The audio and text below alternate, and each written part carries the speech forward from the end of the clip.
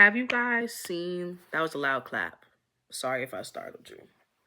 But have any of you guys seen this TikTok video? I'm going to pop a screenshot right here. In the video, she says some shit that rocked me to my core. So I'm like, bitch, have you read my journal? And she said, you are not addicted to love. You are addicted to performance.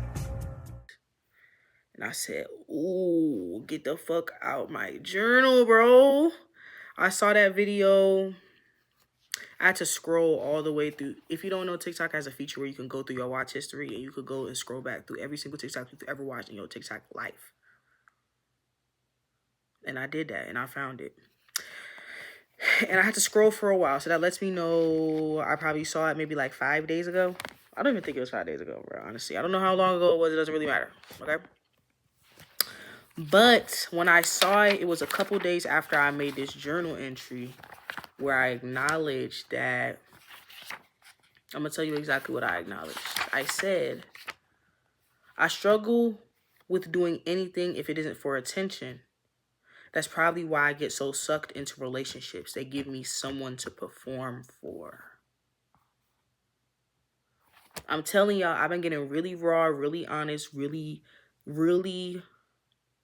you know what I'm saying? I started writing in my journal as if I'm writing to myself in my journal, bro. Stop writing in your journal like your mama finna read that shit. You know what I'm saying? Like, let's really get into the nitty gritty of the titty. Like, let's get into that underboob. Where the real grime is at. You feel me? That's where we at with it. But relationships give me someone to perform for. That's an epiphany I came to at 5:02 p.m. on March 18th. It's April 1st right now when I'm recording this. I don't know when this is going to be posted or if it's going to be posted. But this is where we at right now. Performance. That shit gets draining, gang. That shit gets draining when... And performance doesn't even necessarily mean I'm putting on a mask. Like, I'm not being myself. Performance means I need, or I feel that I need, someone to bear witness to my greatness for it to be greatness. Are you picking up what I'm throwing on the fucking grill right now? Are you picking up the hibachi right now? It's like quantum physics. Bitches spend 30 minutes studying quantum physics one time. It's where they know quantum physics. It's quantum physics. Like the cat in a box theory. Like if a cat is in a box, it's both dead and alive until you see it. It doesn't exist in either state until it's witnessed. That's, I guess, the way that my brain has operated in regards to relationships and like self-value in relation to relationships. If you're not bearing witness to the greatness, is it even great for real? I'm finding that's it right there. That's what I'm trying to grab and put in my hand and be like, bitch, let's deal with this. Let's deal with this. Because me not choosing to deal with that is me just constantly putting niggas in a position to be the judge and jury. And who the fuck are you to be my judge and jury? Like, jewelry. I only got no jewelry on today. Actually, I do got jewelry on today. I always got jewelry on today.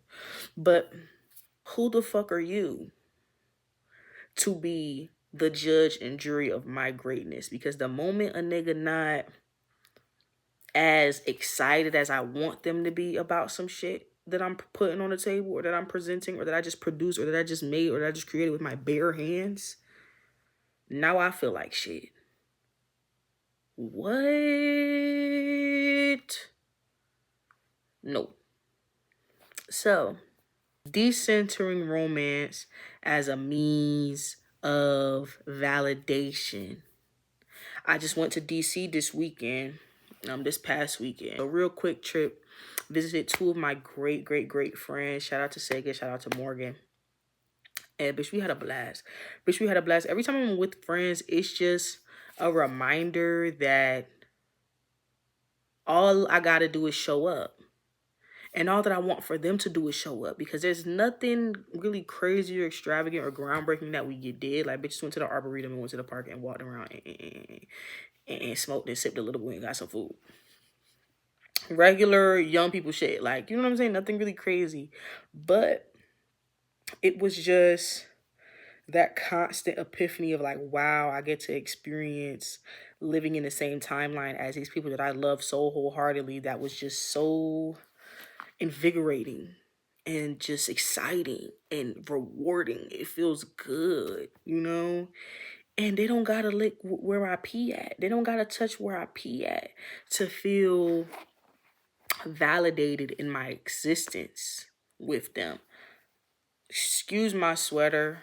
I don't even, that's probably toothpaste. It is too. What else could it be? What else would you think it is? Exactly. Be respectable. But yeah, that's where I'm at with it. That video definitely rocked me a little bit. You're on my dick. You're on my dick. You're on my dick. What else did she say? She said something else. She said something like, you'll seek out or like go after emotionally unavailable people and call it fate. And I said, what the hell? The fact that this post got several million likes across both platforms of Twitter and TikTok, because I saw it on both. I haven't seen it on Instagram yet, but I'm sure if it is on Instagram, it has millions of interactions on there too. But I'm like, okay, this is clearly not an exclusive experience. This is clearly not something specific to me. So there's not any shame I should be feeling around this, but more so giving permission for it to exist, holding space for it, and accommodating that. You know what I'm saying? Like, how do I accommodate this though? How do I accommodate my need for attention, my need? I cater to it. Oh my gosh. Because it's insatiable. Like, my yearn for attention or validation is insatiable, as anyone's is. There's nothing that any outside person can give me or say to me about my writing or about my art or about the way that I show up in space or anything that is going to keep me full eternally. Ever. If you tell me all those things this week, today, on Tuesday, April 1st, mind you, don't tell me that today on April 1st, because I'm going to think you're lying.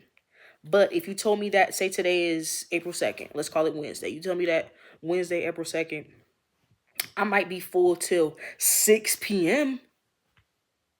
On a good day, I might be full till, let's call it Thursday morning, but I'm gonna need another round. Me and my bitch is gonna need another round of shots.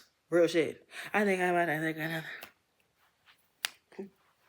wish I know how to trip out. Really, real. Like, I don't know how to trip out. I'm not a good trip outer. I know how to trip out in real life. IRL, I could trip the fuck out. But when it comes to that dancing shit, I don't really get it. Yeah, so I just gotta. I'm so annoyed by that. Like, one of my mutuals, shout out to my bitch Demi Lovato. If you don't follow Demi on Instagram, please do, because that bitch is bad. Sorry, I'm trying to readjust my situation, but Demi had just posted on Instagram one of their TikToks, and they were talking about how, you know, when you experience childhood trauma or childhood neglect, or nobody really gave you attention as a young kid, or whatever the fuck happened to you as a kid, it is your responsibility to lick that wound clean.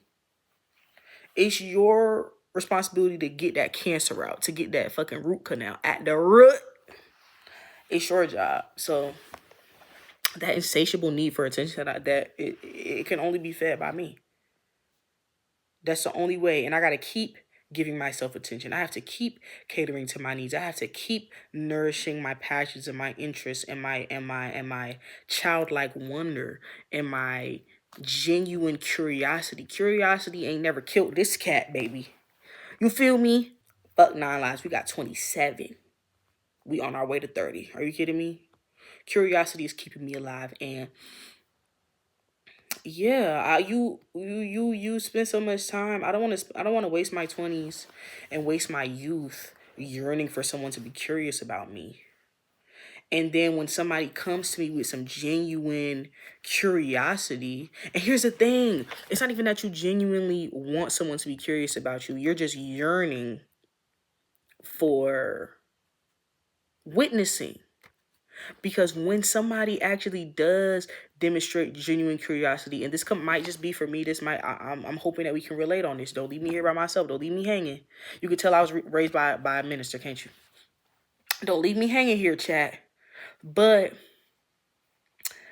once somebody does come close enough to witness you, to be genuinely curious about you, there is a certain apprehension. There's a certain um suspicion. Like, what the fuck do you want from me, really? What this can't be true, because to just be so curious, to be so interested just off of nothing, without me earning it, without me fighting tooth and nail for it, I'm kind of like, you gotta go, because you're scaring me. You're scaring me. You're actually scaring me. And there is situations where you should be scared, because love bombing is real and people do be abusive. But I'm here to admit that I can't acknowledge the difference. I can't decipher between the two. I can't tell if you're love bombing me or if you're just genuinely curious. I don't know if if I should be suspicious or not. I don't know. And it's because I I just don't know. Fuck. I don't got the answer for the why. I just don't know. It's okay that I don't know. It's okay for me not to know. There is no urgency to the emergency, bro. I need time to scope the scenery. I need to scope all things. I need to scope my scenery. You feel me? I'm scoping my scenery right now. My scenery's being scoped. And that's it. That's it. I'm realizing, like, hey girl,